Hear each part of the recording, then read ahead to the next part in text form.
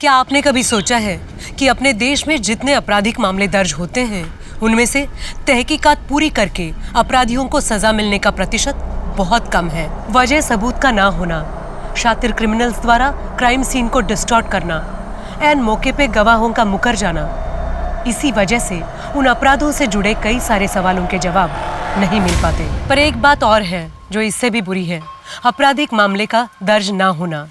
जी हाँ, ऐसे कई सारे अपराध हैं जो दर्ज ना होने के कारण ना उनकी तहकीकात होती है और ना ही अपराधी को सजा मिलती है। पर एक बार कुछ ऐसा हुआ जो आज तक कभी नहीं हुआ था।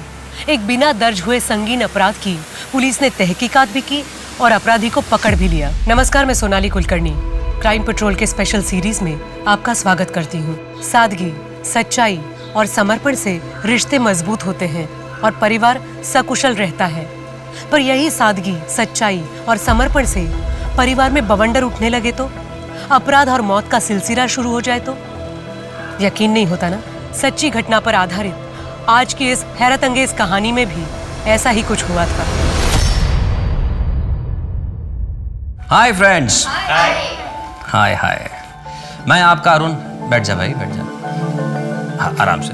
कुर्सी का तो सब लफड़ा चल रहा है। तो दोस्तों, आज आप लोगों ने फाइनली मुझे बुलाया है आपका टाइम पास और मेरा टाइम वेस्ट करने के लिए। तो देखिए, तालियां तो दोनों हाथ से बजती हैं, आप लोगों को भी हंसने की कोशिश करनी होगी। दोस्तों, मैंने एक एनालॉजी बनाई है जिसमें औरत और मर्द को अगर प्लैनेट्स की उपमा दी जाए तो औरत क्या है? औरत है पृथ्वी, स्टेबल, स्ट्रॉन्ग, सबको जीवन देने वाली। और मर्द ही है ना? हाँ, और मर्द इज लाइक मार्स, हमेशा अजम्पशन में रहता है, खोया ही खोया रहता है। पानी हो सकता है, जीवन हो सकता है, जिंदगी हो सकती है, गर्लफ्रेंड हो सकती है। वैज्ञानिक के दृष्टिकोण से नहीं, ये मेरा अपना ही दृष्टिकोण है। तो फाइनली सच ये है कि रिस्पेक्ट वुमेन। अगर औरत नहीं तो कुछ भी नहीं। एक जोरदार तालियां तमाम औरतों के लिए।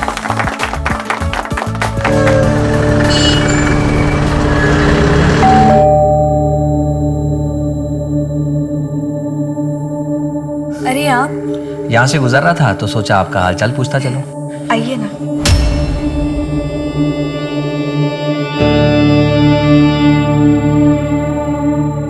बैठिए, चाय पियेंगे आप? हाँ बिल्कुल। जी, मैं अभी बना के लेके आई।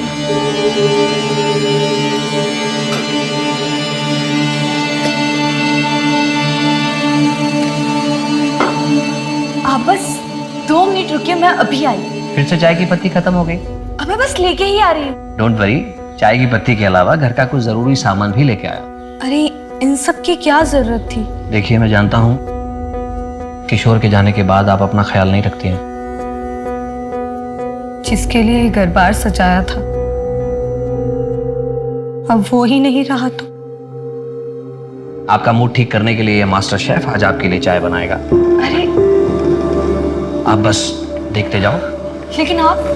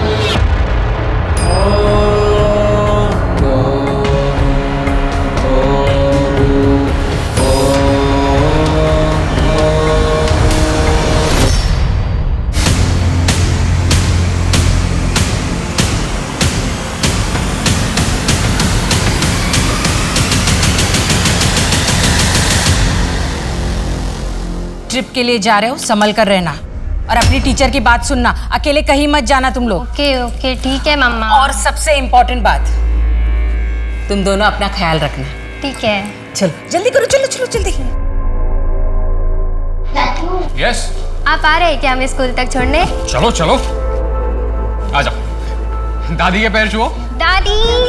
खुश रहो। संभाल के जाना और खूब एंजॉय करना। तुम लोग रेडी भी हो गया इतनी जल्दी? गुड मॉर्निंग पापा। Good morning, enjoy your day. चलो चलो जल्दी। Bye bye. ये पार्टी आपने मुझे नौकरी मिली है इस खुशी में दी है ना, तो बिल भी मैं ही दूंगी। ये नहीं हो सकता, बिल तो मैं ही दूंगा। ये ठीक नहीं है। आपने अपने कॉन्टेक्ट यूज करके मुझे नौकरी दिलवाई, मेरे इतने टफ टाइम में मुझे हौसला दिया, कॉन्फिडेंस बढ़ाया और हमेशा मेरा ख्याल रखा, तो कम से कम मैं इतना तो कर ही सकती हूँ ना। ठीक है, लेकिन एक शर्त पर। आज से तुम, सॉरी मेरा कहने का मतलब है आप, मैंने आपके लिए जो भी कुछ किया है उसके लिए आप बार बार मुझे थैंक्स नहीं बोलेंगे। तो फिर मेरी भी एक शर्त है। फरमाइए। अब से आप मुझे आप नहीं तुम कह के बुलाएंगे। तुम भी मुझे अब से तुम ही कहोगे।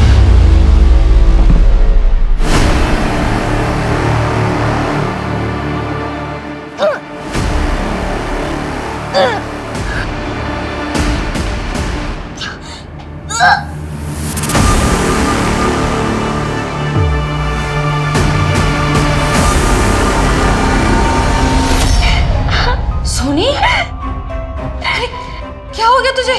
ठीक तो है ना तू? दीदी मेरे पेट में बहुत दर्द हो रहा है। हंसते हंसते अब आपके पेट में दर्द होने वाला है, क्योंकि मैं मिलवाने वाला हूं इस कैफे के मैनेजर और मेरी वाइफ कम एजेंट मिस्टर विमल से। वो मैं इसलिए कह रहा हूं, इसने एक प्रोग्राम क्या दिला दिया, मुझ पे ही रुबाब दिखाता है और पैसे भी मुझसे लेता है पत्नी की तरह।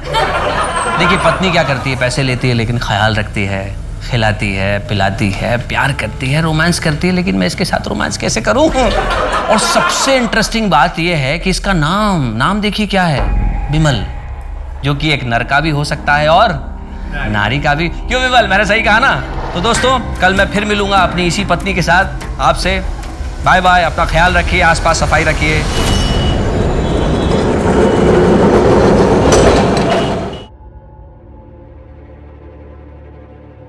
अरे इतनी सुबह सुबह कहाँ जा रहे हैं? बस माँ वो परेशान लग रहे हो, क्या बात है? कुछ नहीं माँ, हाँ प्रसाद दीजिए। ये क्या है तुम्हारे हाथ में? कुछ काम के कागजात है माँ। अरे दादा, आज तो आपको छुट्टी है ना? हाँ, लेकिन एक ज़रूरी काम याद आ गया, इसीलिए बाहर जा रहा हूँ। अच्छा माँ, जाता हूँ। बेटा जाता हूँ नहीं, बोलो आता हूँ। आता हूँ माँ। सुनी,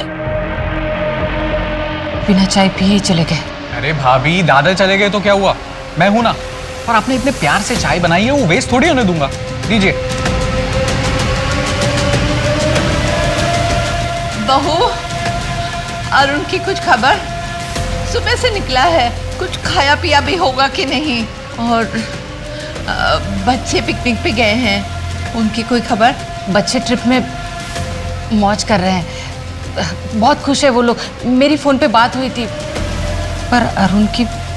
हाँ ठीक है, आपको जैसे ही कुछ पता चले मुझे तुरंत कॉल करो। Okay bye. अरुण की कोई खबर? नहीं माँ, किसी को नहीं पता वो कहाँ है। मैंने सबसे पूछ लिया, समझ में नहीं आ रहा, अपना फोन बंद करके बिना किसी को पता है कहाँ चले गए हैं। एक हंसता खेलता परिवार छोटी छोटी खुशियों को बटोरते अपनी जिंदगी गुजारता है। अरुण का परिवार भी कोई अपवाद नहीं था। सब कुछ ठीक ही लग रहा था कि अचानक अरुण के गायब होने से पूरा परिवार परेशान हो गया। वो समझ ही नहीं पा रहे थे कि ऐसा क्यों हुआ और अब आगे क्या करें। अरुण पे ऐसी क्या बीत रही होगी कि उसे घर बार छोड़ के जाना पड़ा। वो खुद ही कहीं चला गया था या उसके साथ कोई हादसा हुआ था। अनहोनी के संदेह से परिवार के पैरों तले जमीन खिसक गई। 24 घंटों तक इंतजार करने के बाद भी जब अरुण नहीं लौटा तो परिवार पुलिस से मदद मांगने पहुंच गया। कल सुबह से मेरा बेटा कहीं चला गया है, उसे कहीं से भी ढूंढ कर लाइए। आप लोगों ने ऑफिस वालों से, दोस्तों से, रिश्तेदारों से पूछताछ की? सबसे पूछा सर। फिरौती का कोई फोन आया था? नहीं सर। बाहर वालों से किसी के साथ झगड़ा, किसी ने धमकी दी हो? हाँ सर, एक बार दादा ने उनके मैनेजर बिमल पे जोक बनाए थे। लोगों को तो बहुत मजा आया था, लेकिन बिमल बहुत भड़क गया था। पहले ही पहुंच जाते तो अच्छा रहता। हाँ। मजाक उड़ा था मेरा, कमीने। विमल मेरी बात सुन, तूने मुझे वहाँ सबको हंसाने के लिए तो बुलाया था। मैं बस अपना काम कर रहा था, लोगों को हंसाने की कोशिश कर रहा था। देख, दिल से सॉरी बोल रहा हूँ, जो हुआ उसे भूल जा। अरे सबके सामने इंसल्ट करता और इधर अकेले में सॉरी बोलता। अरे छोड़ो यार, उनको क्या कर रहे हो आप? तूने मेरा इंसल्ट किया ना, देख मैं तेरे साथ क्या करता हूँ। ये छोड़ ना।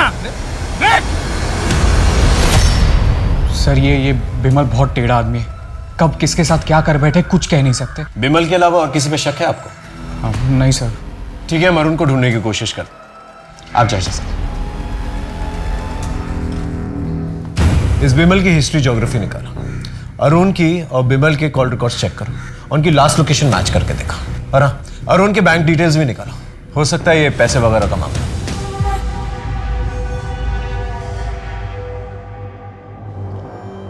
ये घर में ही थी या कहीं बाहर गई थी? घर पर ही थी, पर इसका पेट दर्द से क्या संबंध? डॉक्टर, क्या हुआ? कोई सीरियस बात है क्या? शोनी प्रेग्नेंट है। सर अरुण के कॉल रिकॉर्ड्स मैंने बहुत अच्छे से स्टडी किया। अरुण के कॉल रिकॉर्ड्स के हिसाब से अरुण और जैस्मिन के बीच दिन में कम से कम 5 से 6 बार बात होती थी, और बातें बहुत लंबे लंबे होती थी सर। ये जैस्मिन कौन? सर अरुण के दोस्त की वाइफ। कुछ ही महीनों पहले उसकी दोस्त की मौत हो गई, और अगले ही हफ्ते से उन दोनों में बातचीत शुरू हो गई थी सर। अरुण के बैंक डिटेल्स हैं? हाँ सर, ये देखिए। लेकिन बैंक स्टेटमेंट से एक इंटरेस्टिंग बात पता चली है सर। जैस्मिन से मिलते हैं सर।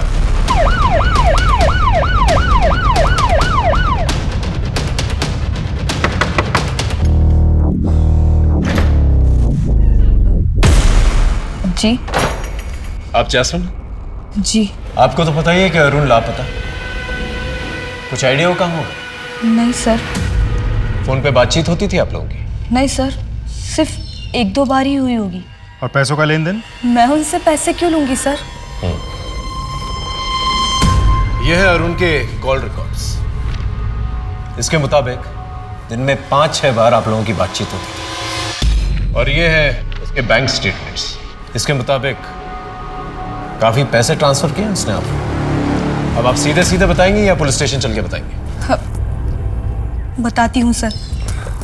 एक्चुअली अरुण मेरे पति के बहुत अच्छे दोस्त थे। मेरे पति के चले जाने के बाद उन्होंने मेरी बहुत मदद की, पैसों से ही नहीं, मुझे अपने पैरों पे खड़ा किया, और उनकी ये मदद मैं कभी भूल नहीं सकती। हम दोनों बहुत अच्छे दोस्त बन गए थे, और न जाने कब एक दूसरे से प्यार हो गया, पता ही नहीं चला। सब कुछ बहुत अच्छा चल रहा था सर, और एक दिन। इस वक्त कौन आया हुआ है? मैं देखती हूँ। हाँ? अरे कहाँ जा रही हो? ये क्या चल रहा है यार? और तुम? इनसे मिलना तो बहुत दूर की बात है, इनके बारे में सोचना भी नहीं। उसके बाद अरुण का यहाँ आना 2 महीनों के लिए बंद हो गया। मैंने भी उसे भुलाने की कोशिश की, लेकिन एक दिन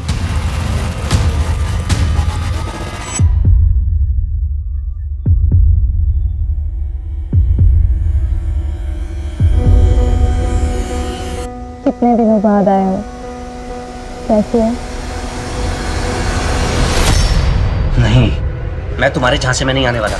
तुम भी तो धोखेबाज हो सकती हो शीतल की तरह। जैसे उसने मेरी आधी जिंदगी बर्बाद कर दी, आधी जिंदगी तुम बर्बाद करोगी। क्या हुआ है अरुण? क्यों इतने परेशान हो? अरुण और शीतल के बीच में कुछ तो हुआ था, जिससे वो बहुत परेशान रहने लगे थे। मैंने उसे जानने की कोशिश की, लेकिन उन्होंने मुझे इस बारे में कुछ भी नहीं बताया, और कभी इस बारे में बात भी नहीं की। वो हर वक्त उदास रहने लगे, हर वक्त परेशान रहा करते थे, और मुझसे जब रहा नहीं गया तो मैंने जिद करके उनसे आखिर पूछ ही लिया। लेकिन उन्होंने मुझसे कहा कि वो बात बताने से अच्छा है कि वो मर जाए। और उसके बाद मेरी कभी हिम्मत ही नहीं हुई कि मैं उनसे उस बारे में कभी बात करूं। लेकिन सर, वो जो भी बात थी वो उन्हें अंदर ही अंदर खाए जा रही थी। भरा पूरा परिवार था हमारा। तीज त्योहार, खाना पीना, दोस्त रिश्तेदार, हंसी ठहाका। फिर अचानक सब बदल गया। शीतल और अरुण के बीच में पता नहीं ऐसा क्या हो गया कि वो एक दूसरे से नफरत करने लगे। उनके बीच में झगड़े होने लगे। मैंने बीच बचाव करने की बहुत कोशिश की, लेकिन झगड़े की जो वजह थी मुझे नहीं पता चली। और फिर बात बढ़ते बढ़ते यहाँ तक पहुँच गई कि एक दिन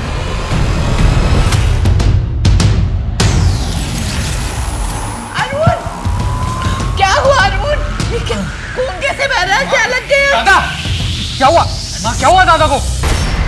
शीतल अच्छी बहू है, समझदार पत्नी है, प्यारी माँ है, हमारे परिवार की नाक है। उन दोनों का रिश्ता बहुत अच्छा था, पर उस दिन के हादसे के बाद हम सब हैरान हैं। अरुण और आपके बीच में किस बात की वजह से टेंशन था?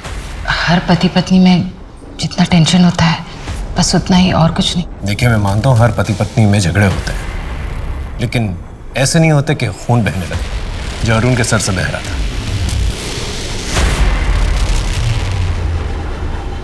जैस्मिन को जानती हैं? कहीं वही तो वजह नहीं आप दोनों के झगड़े की? कुछ दिनों से अरुण का बर्ताव कुछ अजीब सा चल रहा था। अरे क्या बात है भाभी, बहुत अच्छे लग रहे हो इस साड़ी में। हरी के छोटे भाई की शादी में जा रहे हैं, इसलिए ये साड़ी पहनी। हाँ, वहाँ पे आपको देख के लोग बेहोश ही हो जाएंगे। और तुम? चले? तुम आओ जरा, कुछ बात करनी है। एक मिठाई।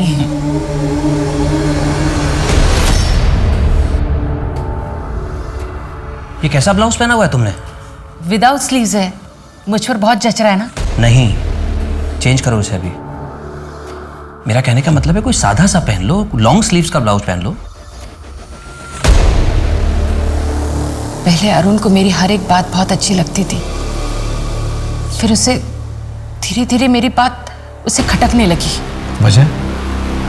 पता नहीं। कहीं अरुण को आप पर शक तो नहीं था? पता नहीं सा। शीतल के बिहेवियर से तो लग रहा है जैसे अरुण को उस पर शक था। हो सकता है अरुण की गुमशुदगी में शीतल का हाथ हो। ये भी हो सकता है कि शीतल का कोई अफेयर चल रहा, लेकिन किससे? क्या लगता है सर? अखिल से? हो सकता है। अगर शीतल और अखिल का अफेयर चल रहा था तो कॉल रिकॉर्ड से तो पता नहीं चलेगा, क्योंकि दोनों साथ में रहते थे। पड़ोसियों से पता करो। अगर वाकई में दोनों का अफेयर चल रहा था तो एक पुख्ता वजह हो सकती है जहां पर दोनों ने मिलकर अरुण को गायब किया। सर सोनी, तुम कुछ तो याद होगा ना? तुम किससे मिली थी? किसी ने कुछ खिलाया था या किसी ने कुछ किया तुम्हारे साथ? मुझे कुछ भी याद नहीं आ रहा दीदी। पेट में अचानक से दर्द होता है, बहुत भूख लगती है बार बार। क्या हुआ है दीदी मुझे? दीदी कल मैं स्कूल जाऊंगी ना? हेलो, क्या? ठीक है, हम अभी पहुंचते हैं। चल सर।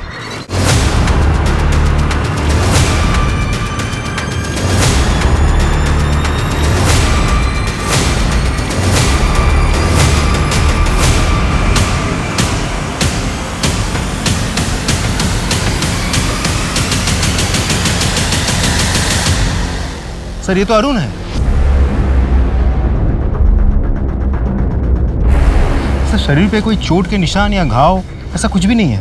मतलब जिसने भी किया है बड़ी सावधानी और चालाकी से किया। इस बिमल को ढूंढो, वही एक सस्पेक्ट। पंचनामे के बाद बॉडी को पोस्टमार्टम के लिए भिजवा था और उनकी फैमिली को खबर कर दी। सर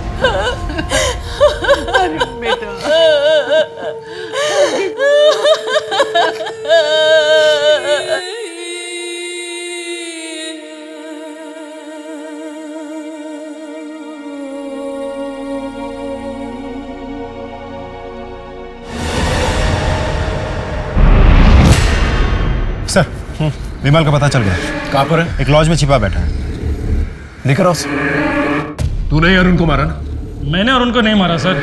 उसने तेरा मजाक उड़ाया था, तूने उस पर हाथ उठाया और मौका मिलते ही तूने उसका मर्डर भी कर दिया। मैं उस झगड़े को कब का भूल गया हूँ सर।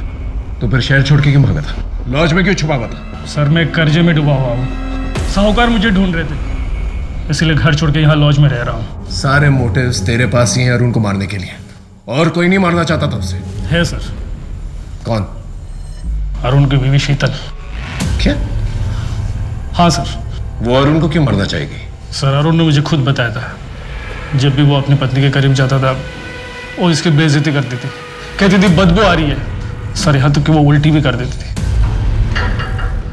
सर विमल ने शीतल के बारे में जो कुछ भी कहा, शीतल ने या अरुण की माँ ने कभी भी ऐसा कुछ नहीं बताया हमें। एक पत्नी अपने पति को इसलिए मार देती है क्योंकि उससे बदबू आती है। ये बात कुछ हजम नहीं हो रही। जरूर कोई और वजह है जो घर वाले भी हमसे छुपा रहे हैं। ये शीतल अखिल के रिलेशनशिप के बारे में कुछ पता चला? इसे पता लगाने की कोशिश कर रहे हैं, थोड़ा सा समय लगेगा।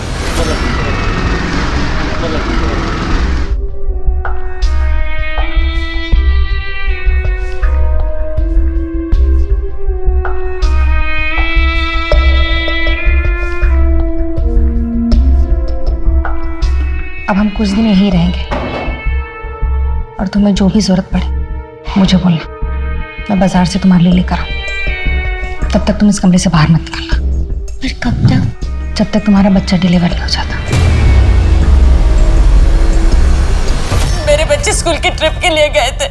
पता चला अरुण जिस दिन घर से गायब हुए थे उस दिन उन्होंने वहां जाकर बच्चों को बीच ट्रिप से वापस ले आए।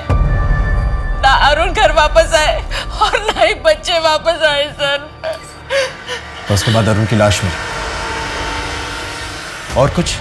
सर रजिस्टर्ड पोस्ट से आज ये दादा का लेटर है। मैं आत्महत्या कर रहा हूं। मेरी आत्महत्या के लिए मेरी पत्नी शीतल जिम्मेदार। शीतल की वजह से मेरी जिंदगी बर्बाद हो गई है, मेरा सुख चैन खत्म हो गया। आप पति पत्नी के बीच में क्या प्रॉब्लम थी? आखिर अरुण ने ऐसा क्यों लिखा है कि उसने आपकी वजह से आत्महत्या की? सर मुझे कुछ नहीं पता, सिर्फ आप लोग मेरे बच्चे को ढूंढ कर लाइए सर। अरुण घर से निकला, फिर उसने बच्चों को पिकअप किया और उसकी लाश फिर कुएं के पास मिली। कहीं बच्चे वही तो नहीं?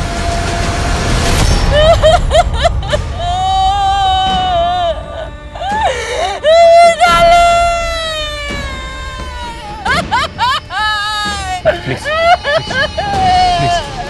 हम आपका दुख समझते हैं, ठीक है? हमें अपनी कार्रवाई करनी है। प्लीज प्लीज संभालिए अपने आप।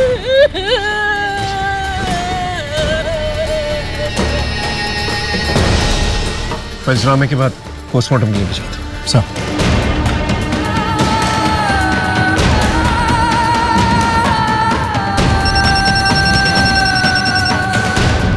हाँ बोलो। क्या? भाभी प्लीज दरवाजा खोलिए। भाभी दरवाजा खोलो बेटा। सर भाभी ने खुद को कमरे में बंद कर दिया है। देखिए दरवाजा खोलिए प्लीज, दरवाजा खोलो। भाविक सब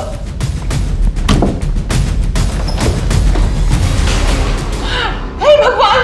भाभी शीतल की हालत देख के ही पता चलता था कि उस पे क्या बीत रही होगी। उसने बचपन में माँ बाप और अब पति और बच्चे खोए थे। करीबी लोगों की मौत का साया उस पे मंडराता रहा।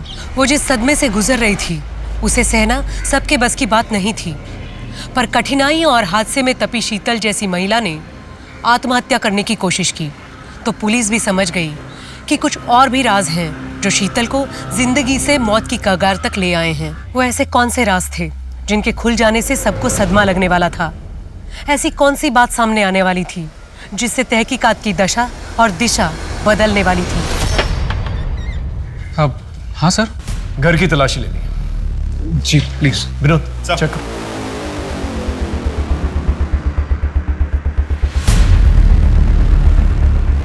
सर अंदर अरुण के कमरे के कबर्ड से ही मिला। ये देखिए। अरुण और शीतल के बीच में क्या प्रॉब्लम थी? नहीं भी पता। इस बोतल में ऐसा क्या खास है जो इस तरह से पैक करके रखा हुआ है इसे? सर वो दादा के बाल झड़ रहे थे ना, तो वो डॉक्टर के पास से ये तेल ले आए थे और भाभी को इसकी स्मेल पसंद नहीं थी तो इसलिए शायद ऐसे पैक करके रखा होगा। और हाँ सर, दादा स्टैंड अप भी करते थे तो अपने लुक्स को लेके वो बहुत सतर्क रहते थे। इस तेल के अलावा कोई और प्रॉब्लम थी शीतल को अरुण से? हमें नहीं पता साहब। ठीक है, इसे हम साथ में लेके जाएं। हाँ जी सर। देखिए अब तो बता दीजिए असल में मसला क्या है, आप दोनों के बीच में झगड़ा क्यों हुआ था?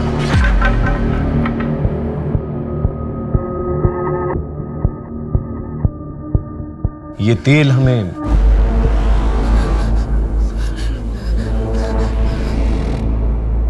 आप अपने पति से नफरत क्यों करती थी? आपने उनके सर पे बोतल फोड़ दी थी। क्या वजह? पता नहीं। देखिए शीतल जी, हम आपकी मदद करने की कोशिश कर रहे हैं, दैट्स ऑल। आप डिटेल में बताइए हमें उस रात को क्या हुआ था, वजह हम पता कर लेंगे। देखिए अगर आप हमें नहीं बताएंगी तो आपके पति की मौत का इल्जाम आप पर आ जाएगा, आपके 2 बच्चों की मौत की जिम्मेदार भी आप ही ठहराई जाएंगे। क्या आप ये चाहती हैं? हम लोगों के बीच में ऐसी कोई बड़ी प्रॉब्लम नहीं थी, सब कुछ अच्छा था। पति पत्नी, 2 बच्चे, देवर, सासू माँ। फिर एक दिन अरुण ने स्टैंड अप कॉमेडी का प्रोग्राम करना शुरू कर दिया। वो अपने लुक को लेकर बहुत कॉन्शियस होने लगा, बहुत महंगे महंगे कॉस्मेटिक खरीदने लगे, घर का बजट बिगड़ने लगा। फिर भी मैंने मैनेज कर लिया।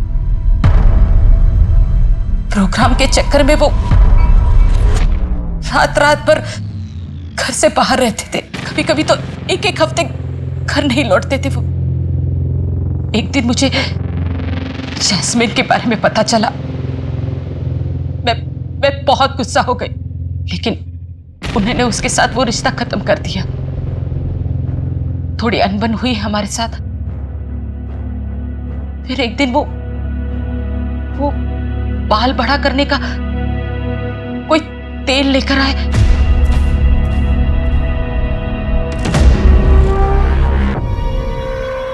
अरुण, कितनी बदबू आ रही है, मत लगाइए ये तेल। मेडिसिन है शीतल, देखना जहां जहां से मेरे बाल झड़ गए ना, सारे के सारे वापस आ जाएंगे। प्लीज मत लगाओ, बहुत गंदी बदबू आ रही है।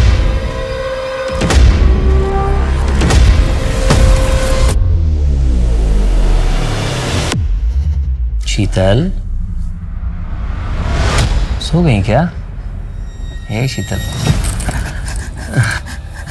शीतल क्या हुआ? अरे अरे शीतल,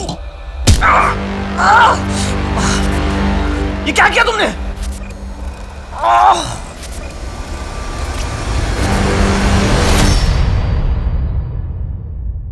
अरुण, आई एम सॉरी। वो बाय मिस्टेक से मैंने सर पे। I am really sorry Arun, मुझे माफ कर दो। शीतल, आखिर तुम्हें हो क्या गया था? हमारे बीच में ऐसी कोई बात नहीं थी, तुमने अपना आपा खो दिया। सच बताओ क्या बात है, बोलो। कहीं तुम मुझे गलत ना समझ लो। शीतल, मैं तुम्हें जज नहीं करूंगा, मैं तुम्हें समझने की कोशिश करूंगा। देखो, तुम्हारे मन में जो डर है, जो तकलीफ है, उसे बाहर निकालने में मैं तुम्हारी मदद करूंगा। प्लीज बोलो क्या बात है।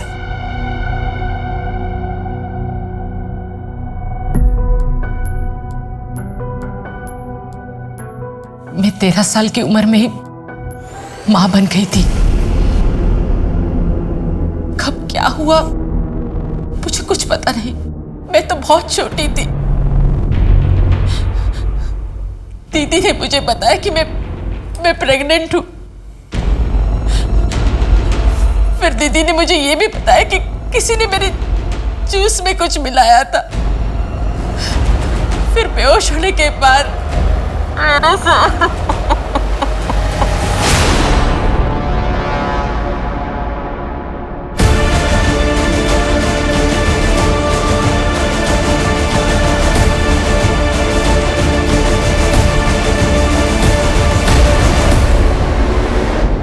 पिछले 27 सालों से ये दर्द मैं अपने मन में लिए जी रही हूं। अरुण, आज आपने हौसला दिया तो अरुण,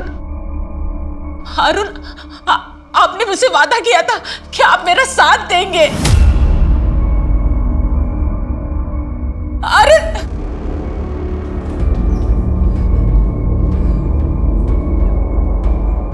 एक तो कच्ची उम्र में ऐसी पीड़ा के साथ जी रही थी। 13 साल का शरीर डिलीवरी का सदमा नहीं झेल पाया,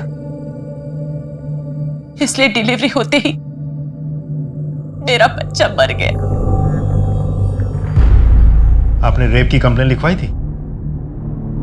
नहीं। क्यों? मैं बहुत छोटी थी, मुझे ये याद ही नहीं आ रहा था कि मेरे साथ ये बार बार कौन कर रहा था। हमेशा मैं नींद में हूं यही लगता था। मुझे बस ये याद है कि ये जो कुछ भी हो रहा था मेरी दीदी सोनल के घर में हो रहा था। ये सब की बात थी, इसलिए दीदी ने केस रफा दफा कर दिया और मैं भी कुछ नहीं कर पाई। आपकी बहन सोनल, वो अब कहाँ रहती है? सोनल दीदी और जिया जी का 10 साल पहले कार एक्सीडेंट में मौत हुई। आपके साथ जिस घर में वो हादसा हुआ था, आपको उसका एड्रेस याद है? डिटेल में तो नहीं पता, पर बनाटी में एक गार्डन है, उसके सामने विश्वास डेयरी के बाजू में ब्राउन कलर का वो ऐसा आर्क बंगला है। उसी में दीदी और जिया जी रहते हैं और उनके बगल में चैटर्जी और मित्तल जी, वो भी वहीं रहते हैं, दीदी के घर में। शीतल की कहानी सुन के ये केस और भी ज्यादा कॉम्प्लिकेटेड हो गया है। सर, ऐसा भी तो हो सकता है कि बचपन में शीतल पे हुए टॉर्चर की बात सुन के अरुण ने उन लोगों को ढूंढ निकालने की कोशिश की होगी, जिसकी वजह से उन लोगों ने मिलकर अरुण को मार दिया होगा। या सर, ऐसा भी तो हो सकता है शीतल खुद को बचाने के लिए मनगढ़ंत कहानी रच रही हो। शीतल को उस तेल से प्रॉब्लम थी, इसलिए उसने अपने हस्बैंड पे वार किया। हो सकता है कि वो तेल की स्मेल उसके अतीत के किसी हादसे से जुड़ी हुई है। क्या है कि कुछ हादसे ऐसे होते हैं जो दिमाग में घर कर जाता है, इंसान उन्हें याद करके भी याद नहीं करना चाहता, लेकिन फिर कुछ ऐसा होता है जो दोबारा से वो हादसों को ट्रिगर करता है और दिमाग के बंद दरवाजे दोबारा से खुल जाते हैं और फिर इंसान ऐसे रिएक्ट करता है जिस तरह से शीतल ने रिएक्ट किया अपने हस्बैंड के साथ। लेकिन अगर शीतल झूठ बोल रही तो उसने कमाल की कहानी रची है और अपने ही हस्बैंड और बच्चों को मार दिया। वो ऐसा करेगी क्यों? एक काम करते हैं, शीतल ने जो पुराना एड्रेस दिया है ना अपना, वहां चल के पूछताछ करते हैं, देखते हैं क्या क्लू मिलता है। Excuse me sir. हेलो, हाँ, ओके सर, पोस्टमार्टम रिपोर्ट आ गई है, बच्चों की बॉडीज में सेडेटिव्स मिले हैं। इसका मतलब नींद की गोलियां देकर बच्चों को मारा गया है। सोनी, 10 साल पहले जो हुआ उसे भूल जाओ। सारे मर्द एक जैसे नहीं होते, कुछ अच्छे भी होते हैं। ये देखो, मैंने तुम्हारे लिए एक अच्छा सा लड़का देखा है, तुम इससे शादी कर लो, ये तुम्हें बहुत खुश रखेगा। अरे ज्यादा सोचो मत, मैंने हाँ कह दी है, बस 15 दिन में शादी होने वाली है। मैं चलती हूँ, मुझे बहुत तैयारियां करनी है।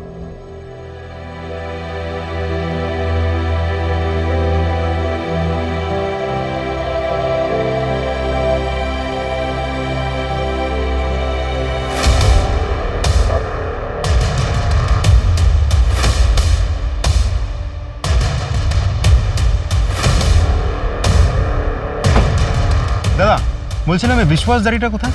विश्वास डेयरी सर, यहाँ तो कोई विश्वास डेयरी नहीं। हाँ, गिरधर डेयरी है आगे। आप यहाँ कब से रहते हैं? सर, मैं तो पैदा ही हुआ था। अच्छा, 27 साल पहले यहाँ कोई विश्वास डेयरी हुआ करती थी? नहीं। अच्छा, এখানে একটা বাগান ছিল, एक गार्डन, एक बगीचा टाइप, ऐसा कुछ? क्या मजाक कर रहे हो साहब? हमारे इस पूरे एरिया के अंदर ना कोई बागान था और ना है। एक आर्ट शेप का ब्राउन कलर का बंगलो हुआ करता था, कुछ याद है? साहब, हमारे पूरे एरिया के अंदर सिर्फ अपार्टमेंट्स हैं, बंगलो तो नहीं है। और मित्तल और चैटर्जी साहब का घर? चटर्जी तो सर बहुत सारे रहते हैं यहाँ पे, और पर वो सब अपार्टमेंट्स में रहते हैं।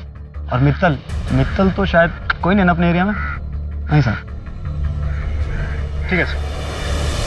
आपने हमें जो भी इंफॉर्मेशन दी थी वो सारी की सारी गलत है। ना ही कोई पार्क है वहां पर, ना ही कोई विश्वास डेयरी, और ना ही कोई ब्राउन कलर का बंगलो है वहां पर, ना ही कोई चैटर्जी रहते हैं वहां पर, और ना ही कोई मित्तल परिवार। आपने हमसे झूठ क्यों कहा? क्या छुपाने की कोशिश कर रही हैं? 27 साल पुरानी बात है सर, तब मैं बहुत छोटी थी, जितना याद था बता दिया, इससे ज्यादा मैं कुछ नहीं जानती।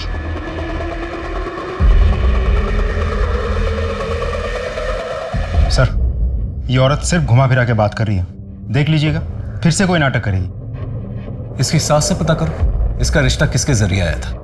हो सकता है कोई क्लू मिल जाए। Right sir. गिरीश जी, कुछ तो याद होगा आपको। शीतल की बहन और मैं हम साथ में काम करते थे। शीतल की बहन की और मेरी कभी ज़्यादा बात नहीं होती थी, लेकिन एक दिन अचानक वो जॉब छोड़कर चली गई थी। उसके कई सालों के बाद वो मुझे एक दुकान में मिली थी। तब मेरी उससे कुछ बात हुई थी। तब उसने बताया कि वो शीतल की शादी करने वाली है। मैंने भी उसको बताया कि मेरी नज़र में कुछ लड़के हैं, उनमें से एक लड़के अरुण के साथ उसकी शादी हो गई थी। उसके बाद हमारी मुलाकात नहीं हुई। ये शीतल और उसके पति, ये दोनों कहाँ रहते थे? ये दोनों अग्रपाड़ा में रहते थे।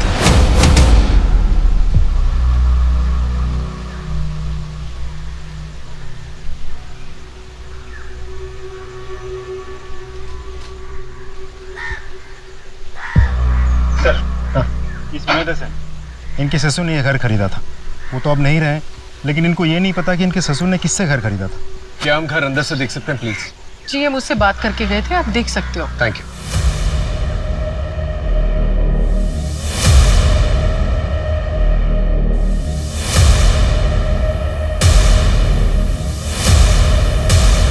याद आ रहा है घर देख के? हाँ, मैं यहाँ 5 साल रही हूँ।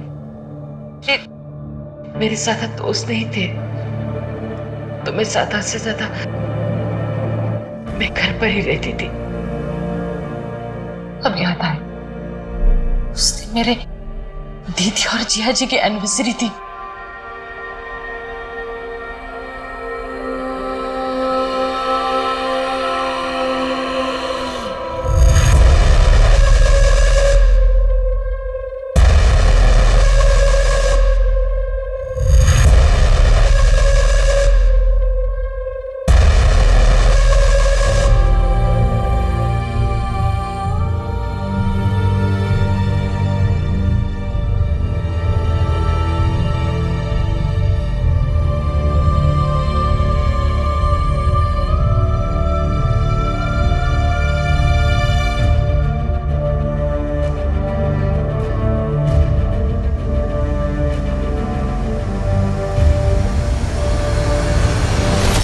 अब मुझे यकीन हो गया कि वाकई शीतल के साथ बचपन में वो अत्याचार हुआ है। सर, सिर्फ शीतल के रोने धोने की वजह से हम उसकी बातों पे यकीन कर ले या उसको बेकसूर मान ले, मुझे नहीं लगता ये सही रहेगा।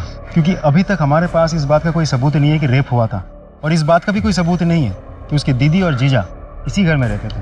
ठीक है, आस पड़ोस में पूछताछ करते हैं उस पुराने हादसे के बारे में, देखते हैं क्या निकल के आता है। मैम, 27 साल पहले यहाँ पास में एक परिवार रहता था। पति पत्नी और 10-12 साल की एक बच्ची थी उनकी। कुछ याद है आपको उनके साथ क्या हुआ, कहाँ गए वो लोग? 27 साल पहले? जी।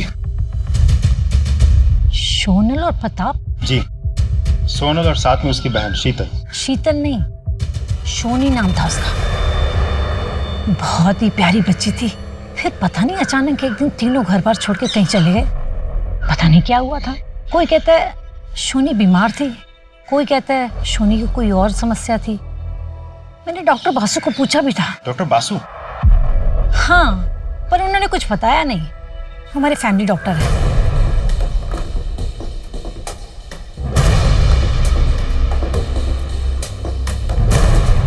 सर, मैं आपको थोड़ी देर में फोन करता हूँ। जी हाँ। सोनल और प्रताप के पुराने सामान में से ये फोटो एल्बम मिला। फोटोज को अच्छी तरह से चेक करो। 27 साल पुरानी बात है, मतलब 1993। हो सकता है कोई क्लू मिल जाए। और सोनल और प्रताप के सोशल अकाउंट्स भी चेक करें। Right sir.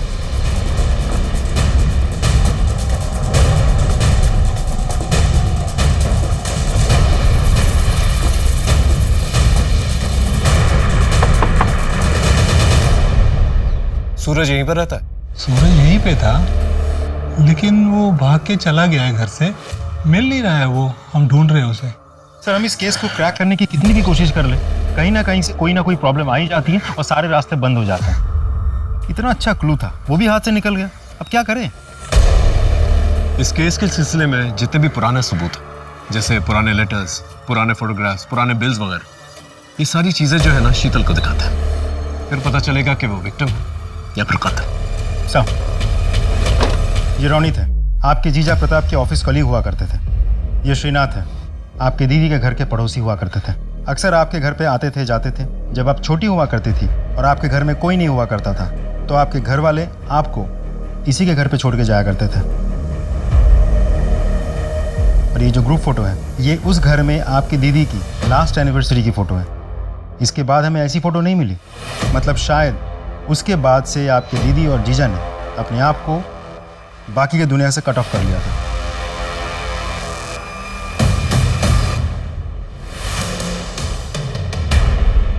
ऐसा क्या था इस फोटोग्राफ के अंदर जिसे देखकर शीतल ने इस तरह से रिएक्ट किया? Sir, sketch artist. हाँ, ये फोटो देख रहे हैं? ये फोटो 27 साल पुरानी है। इस फोटो में जितने भी लोग हैं 27 साल के बाद कैसे दिखेंगे उसका एक स्केच चाहिए, अपने मुताबिक बना के लेंगे।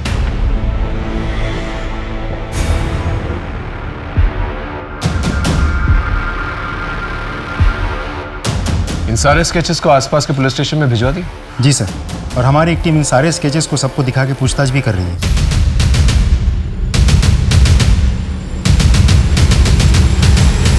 सर, इस फोटो में 2 लोगों की मौत हो गई है। और ये बाकी 3? सर, इनके भी डिटेल्स मिले हैं। ये तीनों प्रताप के दोस्त हुआ करते थे, अक्सर प्रताप के घर जाते थे।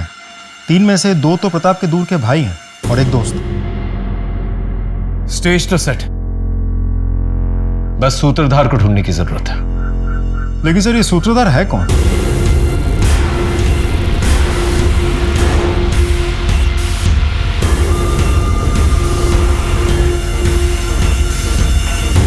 आप लोग सोनल और प्रताप को जानते थे? हाँ, वो हमारे बहुत अच्छे दोस्त थे। वैसे प्रताप हमारे दूर के भाई थे, लेकिन दोस्त करीबी थे। आप शीतल, इनमें से किसी को पहचानती? किसी की शक्ल याद है तुम्हें? नहीं सर, इनमें से किसी की भी शक्ल मुझे याद नहीं है। ये किस बात की तहकीकात हो रही है? कौन है ये मैडम? जी, ये शीतल है, सोनल की छोटी बहन। उन्हीं के साथ रहती थी। ओ शीतल, हाउ आर यू? कैसी हो? पहचाना? मैं अविनाश। चलो भाई, निकलेंगे अब। जी जी, आप लोग जाइए। हाँ।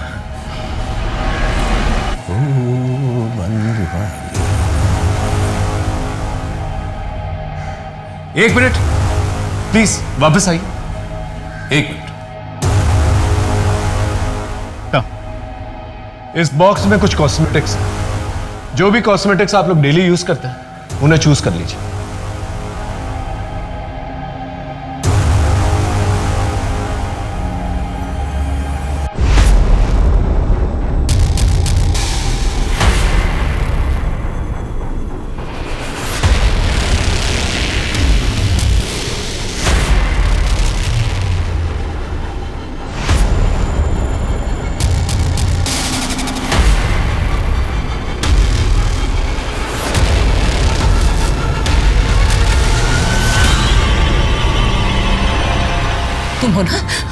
तुम हो ना जिसने मेरे साथ गलत किया, एक बच्ची के साथ गलत किया, ने मेरी जिंदगी बर्बाद की, मेरी इज्जत लूटी। मैं तुम्हें छोड़ूंगी नहीं।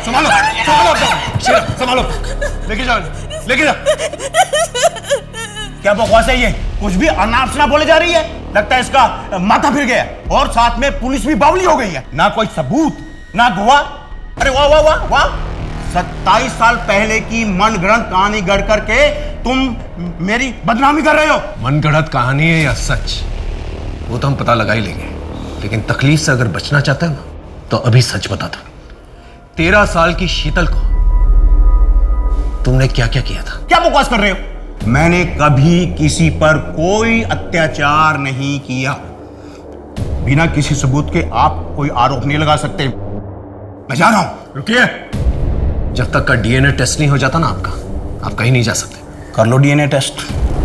मैच किससे करोगे? ये सूरज, जब शीतल 13 साल की थी, उसका एक बच्चा पैदा हुआ था। वो मरा नहीं था, जिंदा है। वही ये बच्चा है। अब जब तक डीएनए टेस्ट नहीं आ जाता, यहीं पर रुको।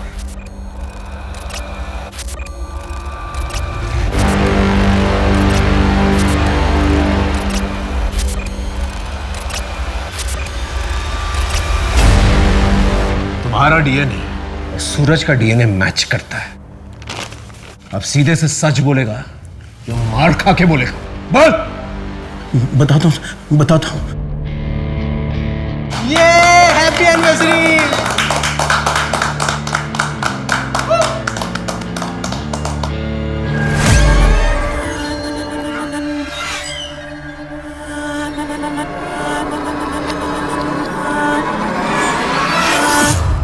जूस।